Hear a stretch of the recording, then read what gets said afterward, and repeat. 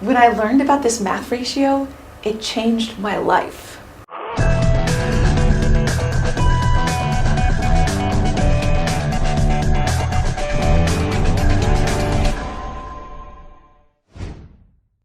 Okay, so I'm going to explain in this video a math and design phenomena called the golden ratio.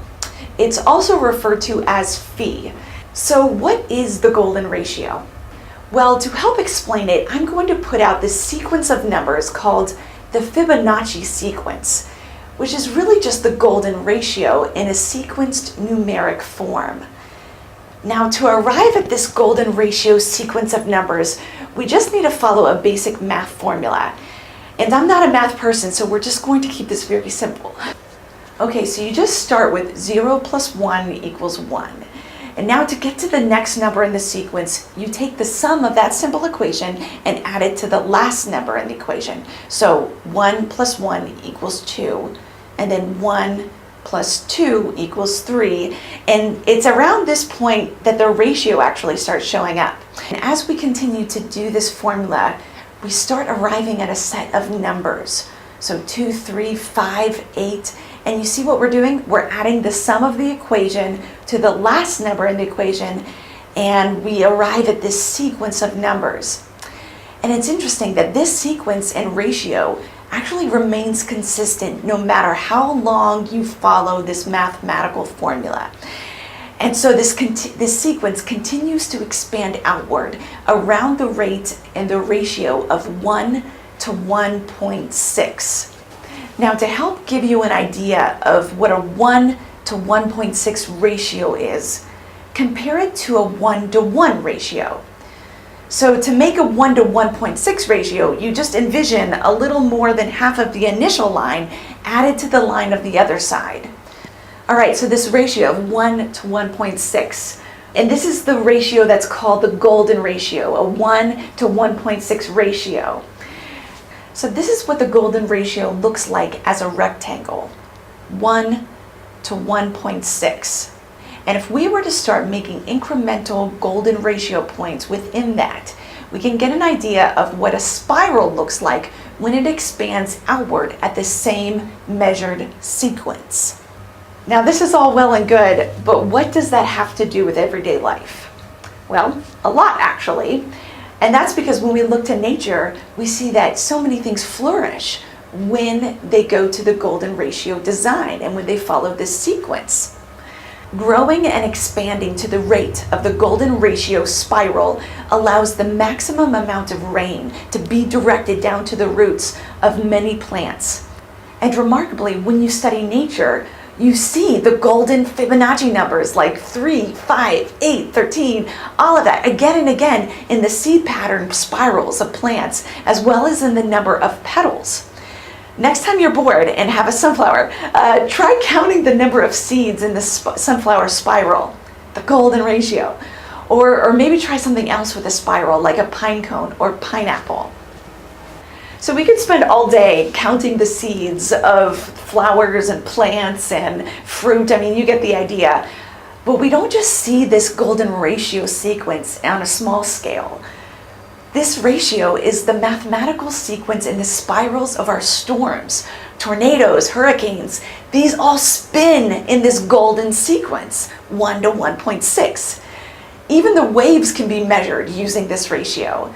But it doesn't stop there. Modern technology continues to be mystified by the far-reaching scope of the golden ratio, from the alignment of the planets to the spirals of our Milky Way galaxy, as well as the spirals of other ratios in planets. Now let's take this closer to home. I want you to hold out your arm and look at the distance between your shoulder and your elbow, and then from your elbow to your fingertips. Notice how your elbow, from your shoulder to your elbow is 1, and then from your elbow to your fingertips is 1.6. Pretty crazy, huh? But it doesn't stop there. Now take that further. The distance from your fingertips to your wrist is 1, and from your wrist to your elbow is 1.6. Keep it going. From the furthest tip of your finger to the bottom of your fingers is 1, and from the bottom of your fingers to your wrist is 1.6. Now check out the spacing of your knuckles, 1 to 1.6. Are you getting freaked out yet? Think about this. The head to your belly button, 1, and then belly button to your feet, 1.6. From your toes to your knees, and from your knees to your hips, golden ratio. Ever wonder why your 2 front teeth are so much bigger? Golden ratio. The pupils of your eyes, I mean, you name it, your whole body is the symphony of the golden ratio. In fact, as you are listening to this video, the sound waves are passing through your ear in a perfect golden spiral. Scientists have discovered that the golden ratio pattern is necessary for the human brain, the neural system, our sense organs, and our lung system. The golden ratio sequence is even in the helix of our DNA, and it forms the very rhythm of our heartbeat pattern. This is pretty amazing if you ask me. The universe is an incredible place.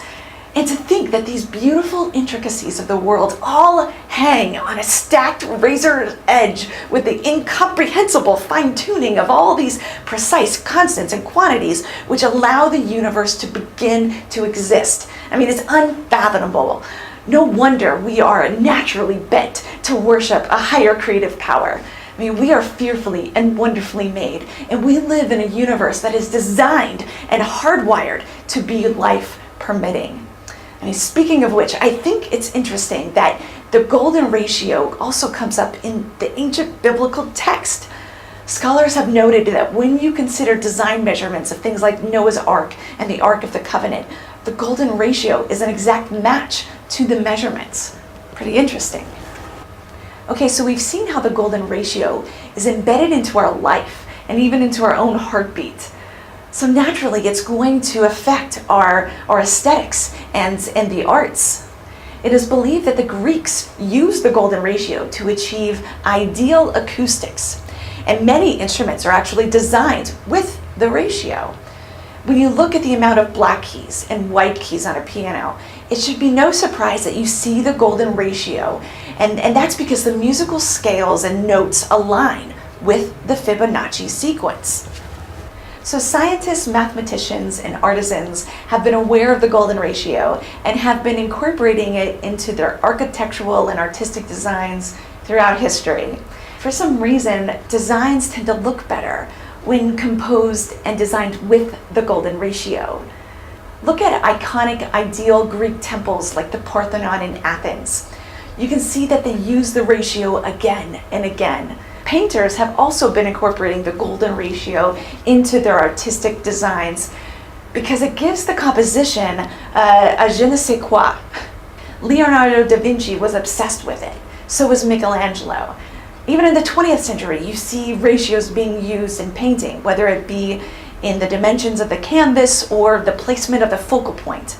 And by the way, the golden ratio is one of the reasons artists don't like to line everything up in the center.